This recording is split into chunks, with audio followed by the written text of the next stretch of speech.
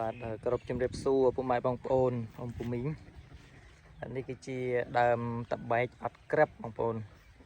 ហើយតបែកអត់ក្រឹបនេះផងដែរគឺខ្ញុំធ្វើការសាកមេឃបរិពូជបាទសាកមេឃបរិពូជនេះបានទៅមួយខែហើយចូលមួយខែហើយបងប្អូនបាទខ្ញុំធ្វើកាលពីខែ6ដើមខែ6បងប្អូនបាទបានមួយខែឥឡូវខែ7ពាក់កណ្ដាលខែ7ហើយបាទមួយខែជាងហ្នឹងបងប្អូនអញ្ចឹងឫសរបស់វាគឺចាប់ដើមដោះបាទដោះបដើមកហើយបងប្អូនខ្លះវាអត់ទាន់ដោះទេតែខ្លះគឺវាដោះចេញមកហើយនេះដូចខាងនេះអីគឺចាប់ដើមចេញបន្តមកហើយបងប្អូនអញ្ចឹងខ្ញុំសាកបានច្រើនមេឃដែរបងប្អូនបាទក្រោមក៏មានលើក៏មានដែរគ្រប់កន្លែងទាំងអស់គឺខ្ញុំសាកហើយព្រោះអានេះហើយខ្ញុំចង់បរិពូជបន្ថែមទៀតតែអត់ក្រឹបនេះគឺពូជនេះគឺផ្លែធំបងប្អូនផ្លែវែងមានពីរប្រភេទវាមានប្រភេទជ្រួញបាទវាមានប្រភេទផ្លែតយោនដូចផ្លែលហុងបងប្អូនបាទពណ៌នេះគឺពពួកផ្លែវែងហ្នឹងឯងបងប្អូនតបែកនេះគឺតបែកអត់ក្រឹបអញ្ចឹងថ្ងៃនេះខ្ញុំមកកាត់ខ្លះបងប្អូនដោយសារតែវាចេញឫសមកគួរសមដែរយើងទុកឲ្យយូរជាងនេះក៏វាបាទពិបាកដែរព្រោះវាចាប់ដើមត្រូវការសារធាតុចិញ្ចឹមហើយកាលណាតាឫសវាចាប់ដើមដោះមកចេញក្រហមបែបនេះគឺយើងអាចកាត់យកទៅផ្សំបានហើយអានេះគេហៅថាការសាកមេឃបងប្អូនអ្នកខ្លះគាត់ហៅថាផ្សំតាមពិតទៅផ្សំនេះយើងធ្វើការកាត់ពីកន្លែងសាកមេឃយើងយកវាទៅដាក់នៅក្នុងដីដើម្បីផ្សំឬក៏បន្សឹមវាបងប្អូនបាទបន្សឹមវានៅក្នុង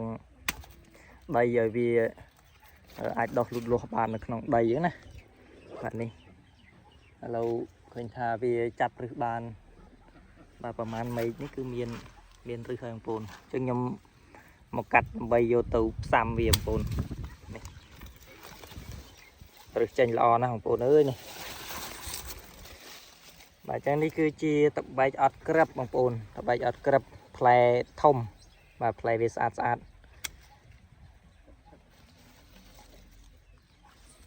នេះ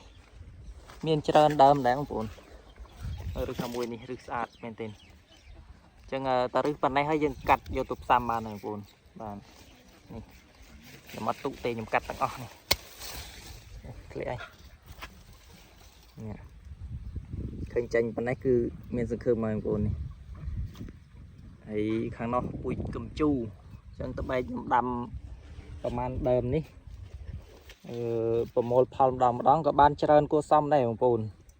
បាទតបែកបើសិនជាយើងដាំលក្ខណៈជាចំការខ្ញុំជឿថាដូចជាមិនខាតទេបាទអញ្ចឹងនេះតបែកអត់ក្រឹបរបស់ខ្ញុំដែលខ្ញុំធ្វើការសាកមេឃចឹងបងប្អូនសម្រាប់បងប្អូនត្រូវការអីអាចតាក់ទងបានបងប្អូនមួយដើមដែលផ្សំហើយហ្នឹងគឺមួយដើម10000រៀលបាទមួយដើម10000រៀល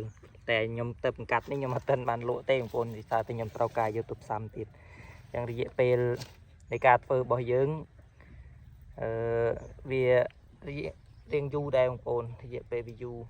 យើងធ្វើត្រឹមតែវាបានចាញ់ប៉ុណ្ណេះគឺយូរមែនទេបងប្អូន